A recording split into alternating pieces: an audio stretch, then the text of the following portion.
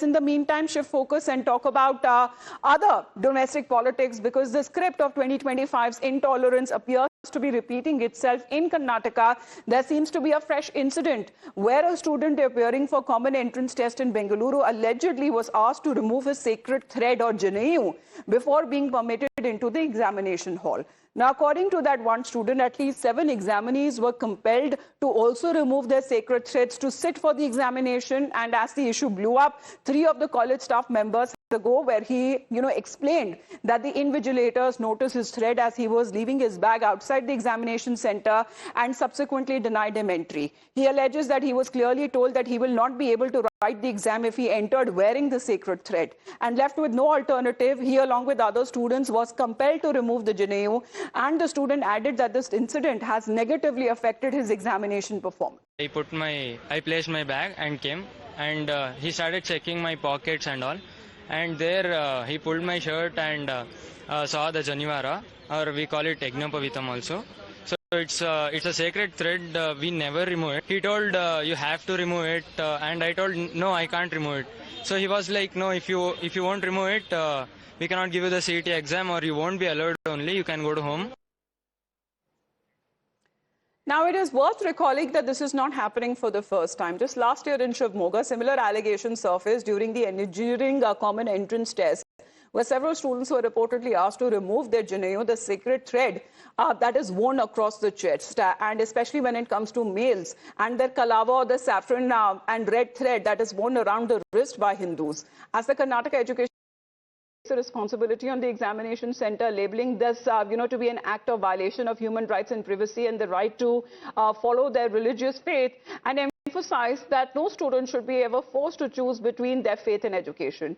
However, he suspects that it has maybe been a deliberate, act to sow discord, and the minister asserted that he's just ordered the police to seek an inquiry into the incident and initiate appropriate action.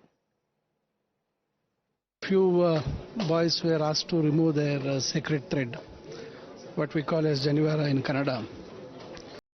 I think this is very atrocious, because last year itself there were a couple of incidents, and it was a statewide news, and we took it very seriously.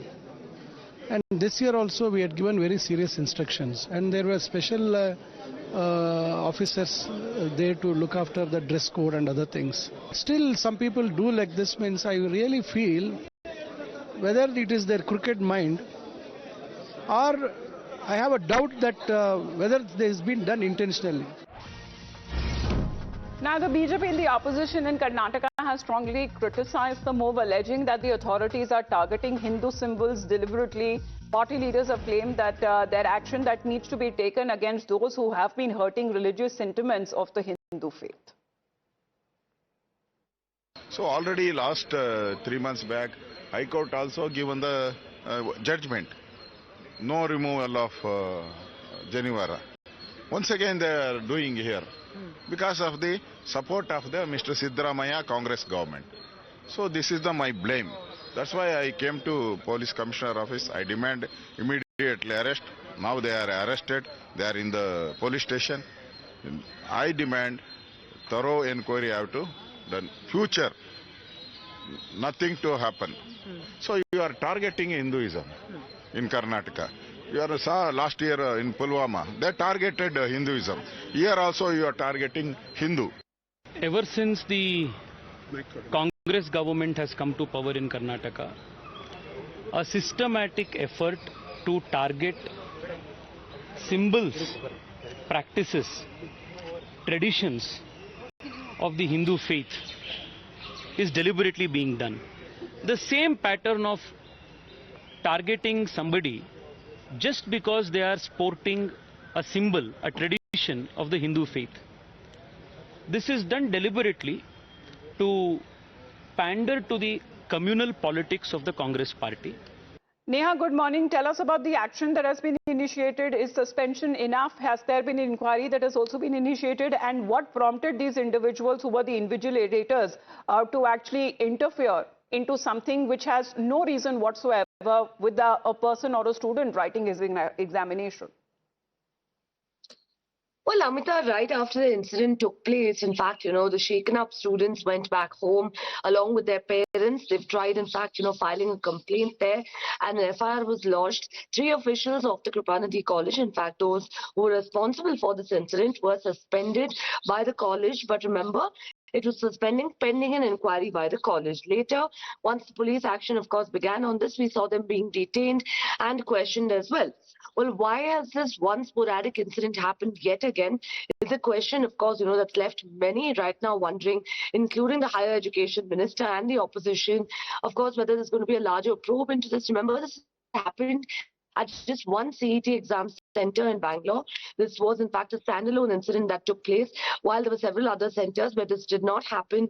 Was there some sort of intentional ploy, of course, over here to, harass these students? Is a question that arises. That's, of course, being inquired right now. On a larger front, of course, how the government would work to bring down such incidents is something that really remains to be seen. Right, but that seems to be on part of the opposition, which is BJP in this case, calling this action to be deliberate, saying that this is an attempt to sow discord within the community and against when it comes to the individual's right to practice his faith. So on part of the BJP, Neha, we are looking at strong reactions that have been coming in opposing to this very act that has been committed. Well, Amita, that's right. Of course, if we look at this from quite a neutral lens here, the BJP, of course, has been alleging that this was intentional, that this was, in fact, a target on Hindu culture and religion. But as far as, of course, the government on its part also is concerned, remember, the minister, they're also in question. Well, let me connect with political experts on this, because Mr. Rashid Alvi of the Congress is connected with us. Mr. Alvi, sir, good morning. What do you make of this incident that has been reported in Karnataka, not happening for the first time? A student asked to remove his Janeu or sacred thread, or else he was threatened that he will not be allowed to sit in the examination hall. Definitely, it is not proper at all. Whoever has done it, strict action should be taken against that person. It is not possible in our country. Constitution, according to Constitution, everybody can follow his or her own religion. So definitely this is step taken by someone is absolutely against Constitution of India. And I am sure that government of Karnataka will take action in this regard. All right. Thank you very much, Mr. Alvi. So here is Rashid Alvi of the Congress, who has condemned this act, saying that the government there in Karnataka would be taking appropriate measures. But on part of the BJP, this seems to be an incident that seems to be repeating itself. Let's listen into Shehzad Poonawala of the BJP.